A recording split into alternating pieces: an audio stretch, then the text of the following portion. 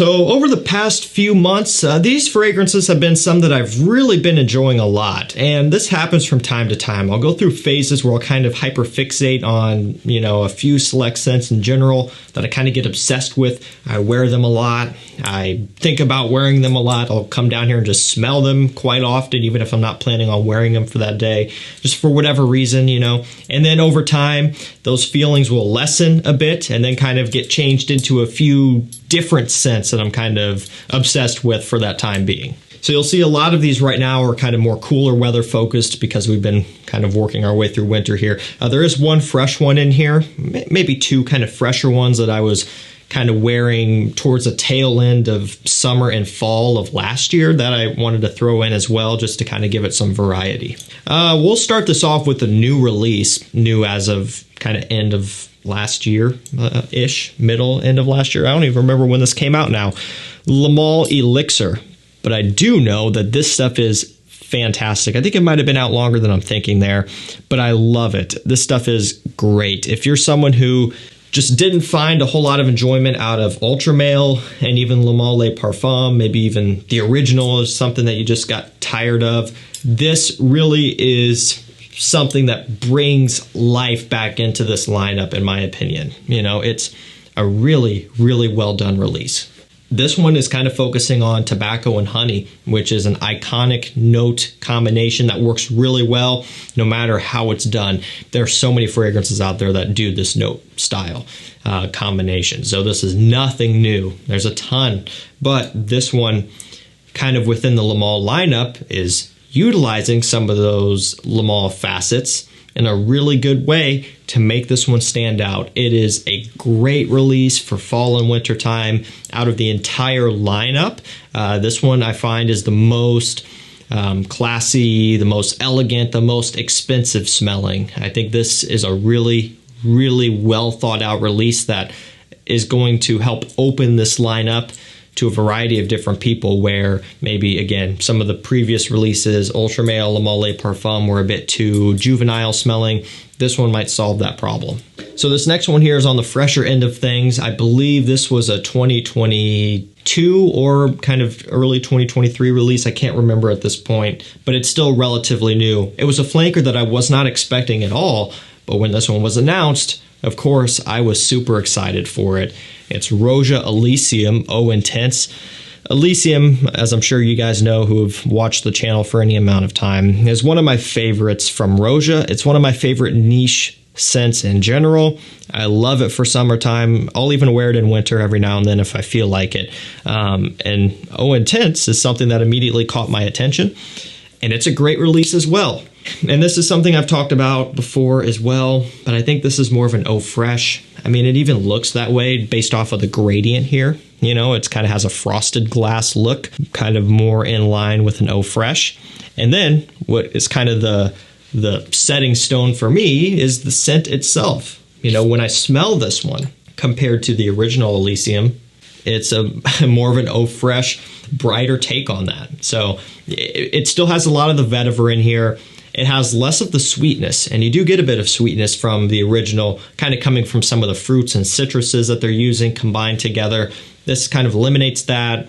Still getting the vetiver, which is a soapy, clean, fresh vetiver with almost like a violet leaves kind of undertone here. I just find it to be fresher and more uplifting compared to the original. So regardless of the naming convention and all of that aside, I still think this is a great release. And, I've even heard people say before that the original Elysium sometimes is a bit too heavy for summer, and I can see where they're coming from. It's never posed an issue for me, and it gets pretty hot and humid here where I live in the summertime. But if you're someone who is more sensitive to that, this is something that overall is going to be a bit fresher and probably easier to wear in the summertime. And I know for me, I'm definitely going to be trying to use this one as much as I can as it starts to warm up, alongside, of course, the original Elysium, which I'm always going to probably love the most. Next up, we have the original Valentino Uomo. This one has chocolate, hazelnut, there's some leather in here, coffee. This stuff is great. It's a gourmand lover's dream. It really is. I mean, and it's one that's so easily forgotten about too. It's overshadowed by Valentino Uomo Intense primarily, and at this point now they're focusing on, you know, the born aromas and stuff rather than giving us what we really want and focusing on just the standard line. Give us a Valentino Uomo, you know, intense parfum or Valentino Uomo parfum or something like that. You know, that would be really cool. But, you know, they're going to go where the money is, and that's not in this line anymore. And it makes total sense. I mean, the Born in Aromas, they're just kind of the trendy new thing now. That type of style of scent is just what people want. So I find myself going back to the original often, and of course Uomo Intense, but this one especially is one that is easily overlooked, but you should definitely give it a try. I mean, if you like gourmands, this stuff is really good. So this next one here is on the fresher side of things as well, but you can kind of wear this one in winter and fall, pretty much any time. I think this would be a really good signature scent. It's Ralph Lauren Purple Label. Really sharp looking bottle on this one. It has kind of a Bond No. 9 Bleecker Street smell, which is what I'll compare it to, although keep in mind, this did come first, although I think Bleecker Street is probably a little bit more popularized these days. It was kind of one of the more hyped up Bond No. 9s. Instead of blueberry, this one has blackberry, so that's kind of one of the main differences there. Kind of has truly a purpley violet type of smell to it. Masculine with a different fruity nature, a good spicy kick underneath to give it some texture and some variety. This stuff is really unique at the end of the day. I think it retails for $120 or so, and oftentimes on discounters you can get it for right around $100. So a little bit of savings there.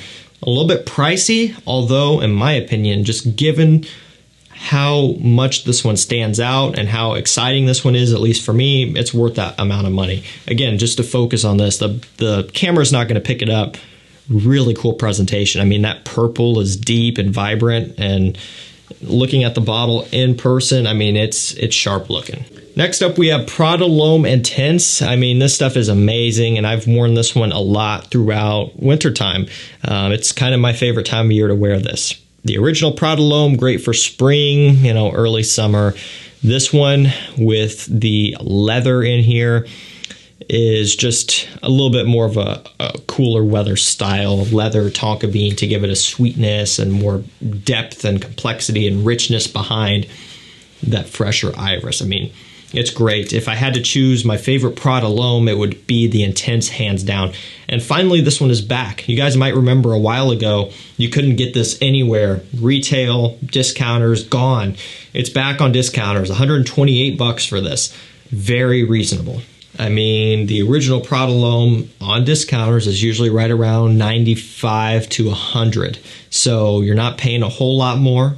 Although, at least for me, you are getting a ton more value just for that extra $30 or so. And again, choosing my favorite, it would be this one hands down. Although, the original Prada L'Homme does offer a bit more versatility overall. This one is still one that is worlds more interesting to me. Dolce & Gabbana The One Royal Night, also one of my favorites. I mean, this stuff is great. It's essentially a stronger performing and creamier version of the original, the One EDT and EDP, which both suffer from lack of performance, which is unfortunate, and that's one of the major hangups with that stuff. Imagine what would happen if they released Dolce & Gabbana The One Parfum, and it smelled just like the EDP, but had like 9, 10 plus hour performance. I think people would probably go crazy. I know myself would be thrilled, but it doesn't look like that's going to happen. I wish that we could just all rally together and you know, say what we want to these brands and have them do it, because, you know, that would be nice, although they probably know better than we do on what's selling, and they're going to be driven by that aspect. But it would be cool. One little trick you can do, though, to get better performance out of the One is to buy Royal Night and layer this and the One EDP together. You're still going to get the tobacco from the One EDP, which is iconic in the line, of course, because this doesn't have it. But then you're going to get extended longevity in that dry down, creamy sandalwood base from Royal Night. So it does help to extend it out a little bit. That's kind of one way that you can hack it a little. It's only going to go so far, but it's, you know, better than nothing. Last up, we have Guerlain L'Instant de Guerlain Eau de Parfum, or Lidge. whatever you want to call it. They have changed the bottles so many times it's not even funny. At one point, this was the new bottle, but that is no longer the case. Now this comes in the L'Homme Ideal style bottles, you know, the square ones. So yeah, that's probably what you're going to get now if you were to buy it on discounters, or you might still be able to get these. I'm not 100% sure. So essentially what this is a patchouli scent, patchouli, cacao, some other aromatics in here, some woods like sandalwood, if I didn't mention that already.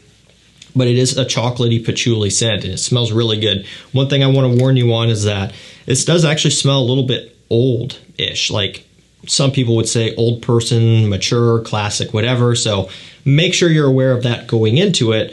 But overall, in terms of uniqueness, I mean, this stuff really stands out in a great way, and it does have good performance.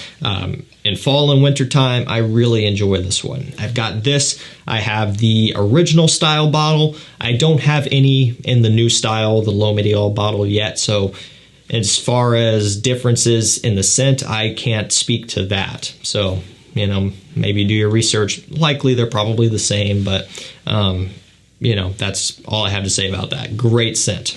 If you're on the hunt for anything rare, discontinued, hard to find, you can jump on my mailing list, texting list down below. We're scouring all the discounters front to back, looking for the best deals and the rarest fragrances ever. La Nuit Bleu Electrique, the one, you know, Luminous Night, Armani Code, Absolute, and Profumo, and so on.